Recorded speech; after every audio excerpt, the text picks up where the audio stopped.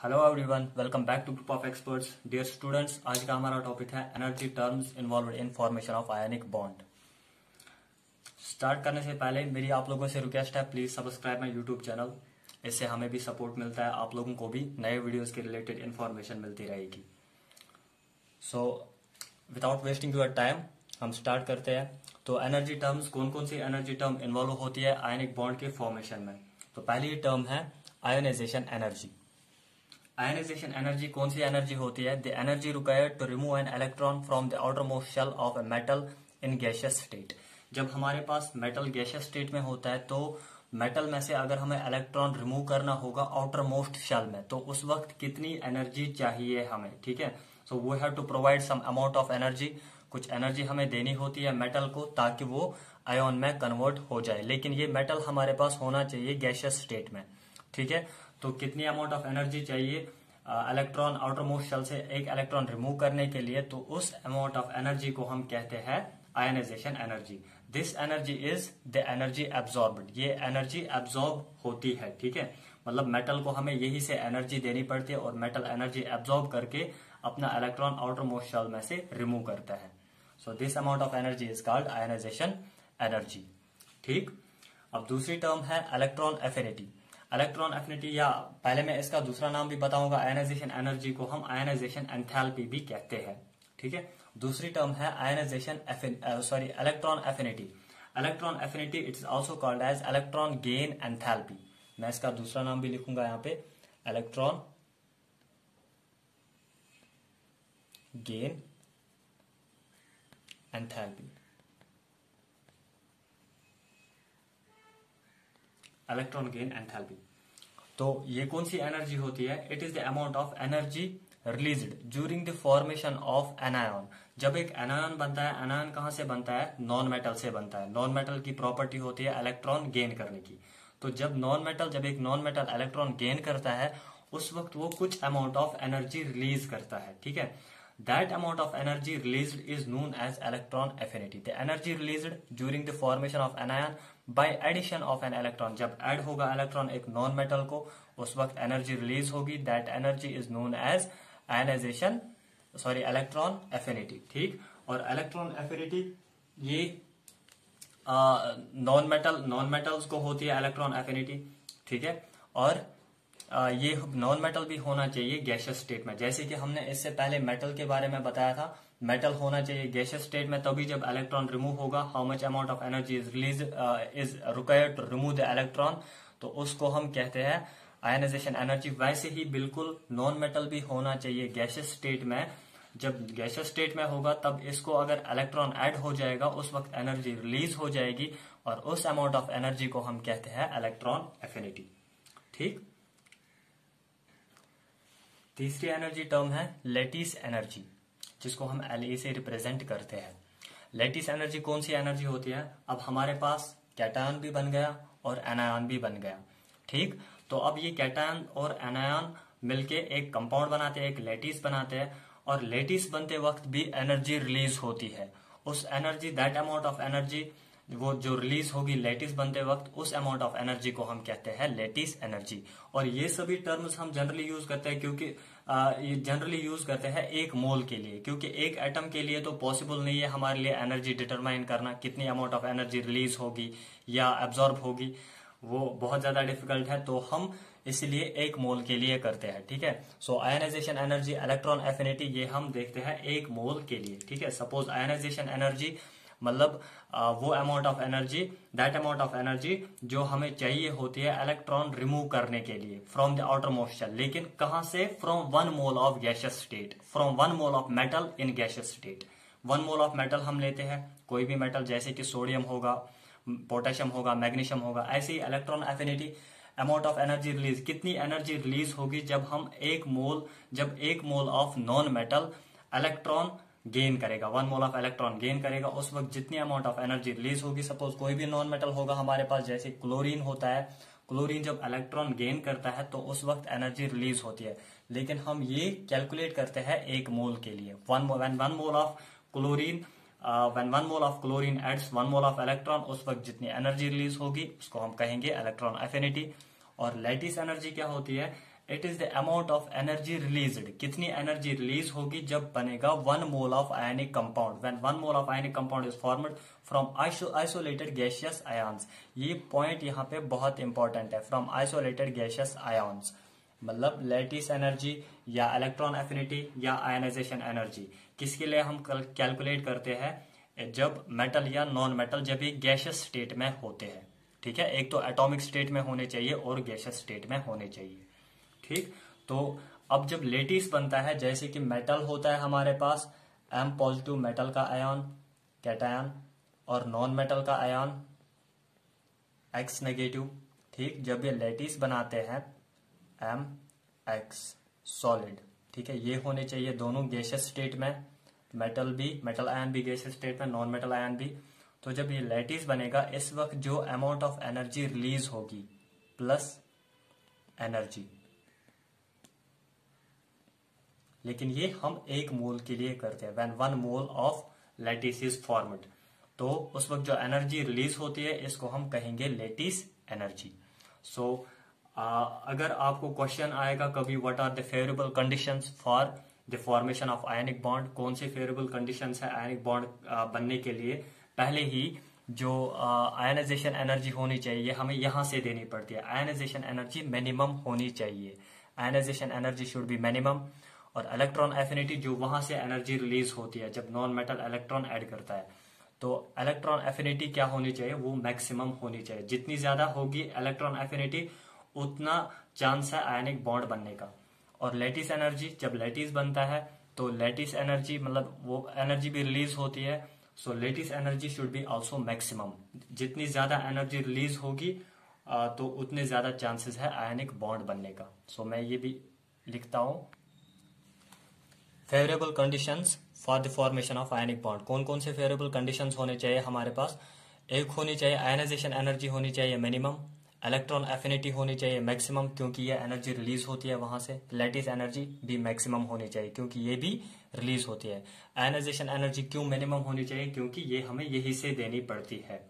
ठीक है, और एक टर्म है this term is thermodynamic term. ठीक है, ये आप थर्मोडायनेमिक्स में भी आपको इस टर्म के साथ डील करना पड़ता है। ठीक है, ये टर्म क्या है, heat of formation. Heat of formation भी एनर्जी ही होती है, but this is energy change. ठीक, अब ये हीट ऑफ फॉर्मेशन क्या होता है, इट इज एनर्जी चेंज और एंथैल्पी चेंज। ठीक, when 1 mole of any compound is formed, जब हम 1 मोल किसी भी कंपाउंड का बनाते हैं तो उस वक्त कितनी एनर्जी चेंज होगी। अब तो हमने लेटिस एनर्जी में भी यही पढ़ा था, यही डेफिनेशन लिखी थी, when 1 mole of any compound is formed, ionic compound is formed. तो यहाँ पे भी अगर हम आयनिक कंपाउंड की बात करते हैं, यहाँ पे भी 1 मोल ऑफ आयनिक कंपाउंड बनता है। लेकिन डिफरेंस क्या है, लेटिस एनर्जी होती है वो अमाउंट ऑफ एनर्जी जो 1 मोल आयनिक कंपाउंड बनने से रिलीज होती है। ठीक है, 1 मोल आयनिक कंपाउंड बनने से रिलीज होती है, लेकिन वहां पे वो आयन से बनता है, गैस आइसोलेटेड गैसियस आयन से वो 1 मोल ऑफ आयनिक कंपाउंड बनता है। लेकिन यहाँ पे कैसे बनता है 1 मोल ऑफ कंपाउंड, कैसे बनता है, यहाँ पे बनता है by from its elements, those elements should be pure and in stable form. ये प्योर और स्टेबल फॉर्म में होने चाहिए, मतलब यहाँ पे गैसियस स्टेट में नहीं होने चाहिए, प्योर एंड स्टेबल फॉर्म में होने चाहिए। जैसे कि एग्जांपल मैंने यहाँ पे दिखाई है, सोडियम एंड क्लोरीन जब ये कंबाइन होते हैं तो ये सोडियम क्लोराइड बनाते हैं। लेकिन सोडियम प्योरेस्ट फॉर्म में कैसे होता है या स्टेबल फॉर्म में कैसे होता है, सॉलिड के फॉर्म में होता है, it's in form of solid. और क्लोरीन गैस के फॉर्म में होता है और मॉलिक्यूल के फॉर्म में होता है। Stable form of chlorine is in form of Cl2 molecule. ठीक, जब ये दोनों कंबाइन होते हैं and when 1 mole of sodium chloride is formed, इस वक्त जो एनर्जी चेंज होगी उस एनर्जी चेंज को हम कहेंगे heat of formation. So heat of formation is enthalpy change और energy change when 1 mole of any compound is formed by its elements. कहां से बनेगा, एलिमेंट से, यहाँ आयोन से नहीं बनता है, एलिमेंट से बनता है। Which should be in pure and in stable state, जो प्योर और स्टेबल स्टेट में होने चाहिए। तो यहाँ पे जो भी एनर्जी चेंज होगी उसको हम रिप्रेजेंट करते हैं डेल्टा HF से। So delta HF is what, it is heat of formation. Next topic है हमारा डिटर्मिनेशन ऑफ लेटिस एनर्जी। तो हमारे पास कोई डायरेक्ट मेथड नहीं है लेटिस एनर्जी डिटर्म करने के लिए, तो हम एक इनडायरेक्ट मेथड यूज करते हैं। उस इनडायरेक्ट मेथड का नाम है Born-Haber cycle. Born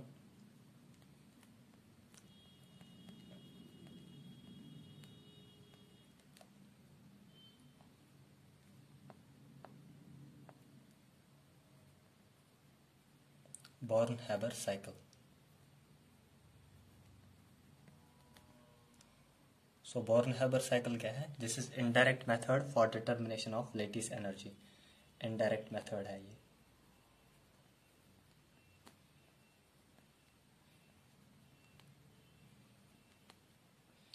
For determination of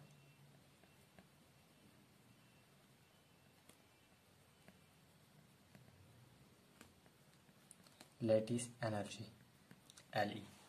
ठीक, इसमें हम कैसे लेटिस एनर्जी फाइंड करते हैं? हम सभी एनर्जी टर्म्स का यूज करते हैं इसमें, जैसे ionisation energy, electron affinity, lattice energy और जो हमने हीट ऑफ फॉर्मेशन अभी पढ़ा था. ठीक, सपोज हमारे पास कोई कंपाउंड बन रहा है, सोडियम क्लोराइड. सोडियम क्लोराइड कैसे बनता है? Sodium chloride is made from sodium and chlorine.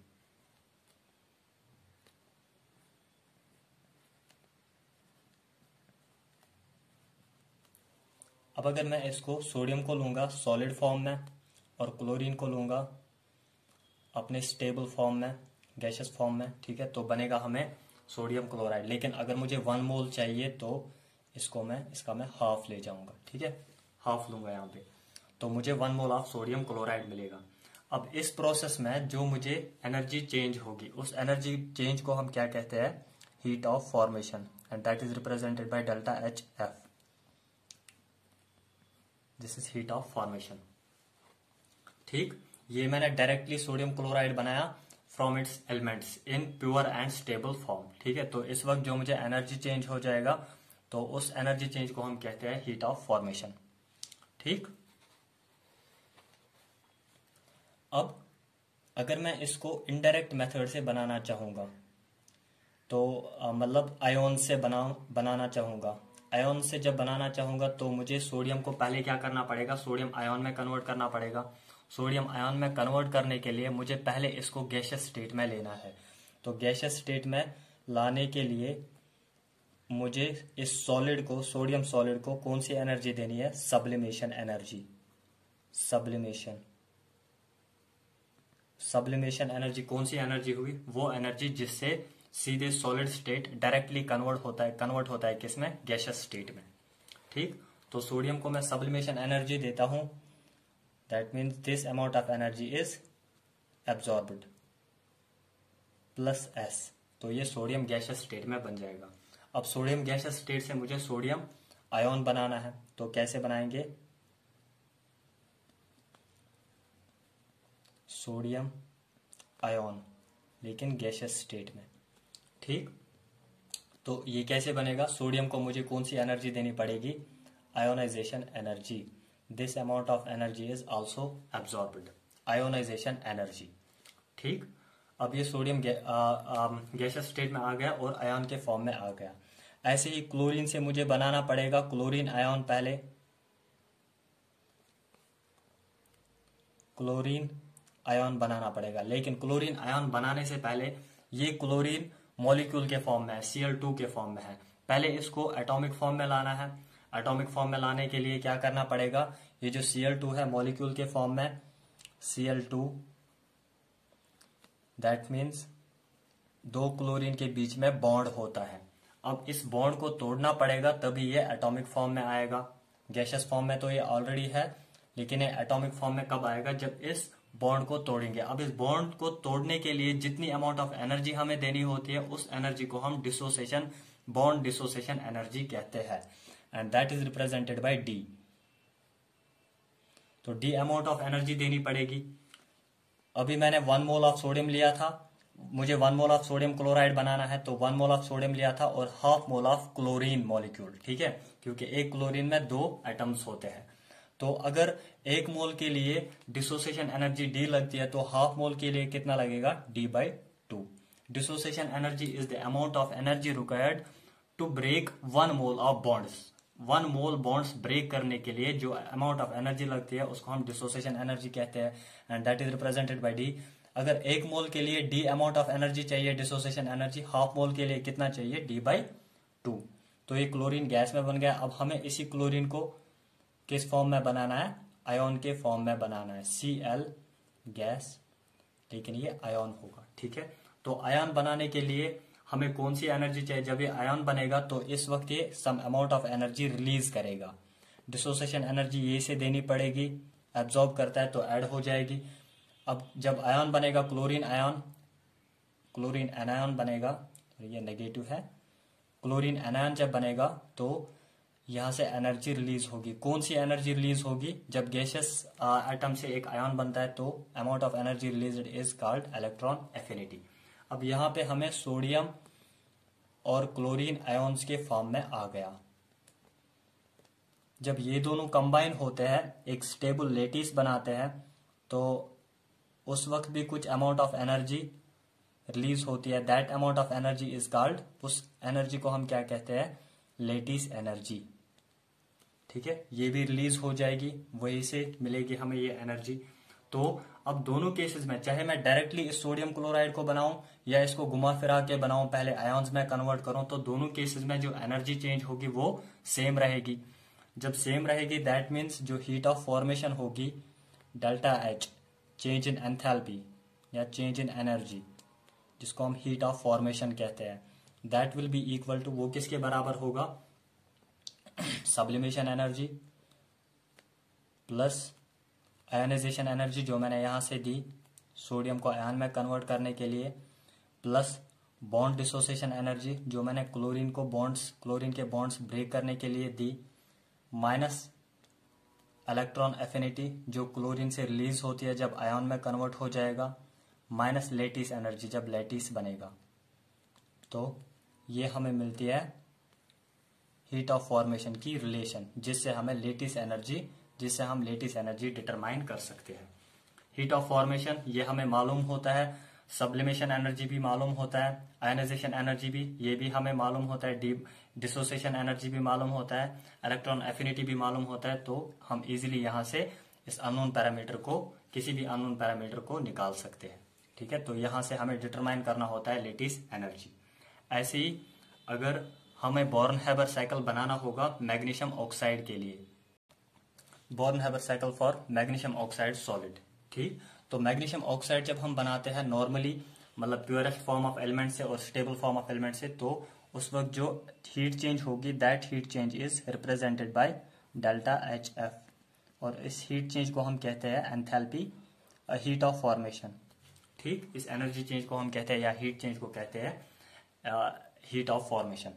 अब अगर हम इसको भी घुमा फिरा के बनाएंगे, मतलब इसको भी आयन से बनाएंगे, तो आयन से भी बना सकते हैं मैग्नीशियम ऑक्साइड को। तो पहले मैग्नीशियम को कन्वर्ट करना पड़ेगा गैस में, मैग्नीशियम गैसियस स्टेट में, तो इसके लिए हमें सब्लिमेशन एनर्जी देनी पड़ेगी प्लस सब्लिमेशन एनर्जी, और मैग्नीशियम गैस को कन्वर्ट करना पड़ेगा किसमें, इसको मैग्नीशियम आयन में कन्वर्ट करना पड़ेगा। पहले ये एक इलेक्ट्रॉन लूज करेगा तो मैग्नीशियम +1 बनेगा, तो the amount of ionisation energy required will be IE1, ionisation energy 1, ठीक।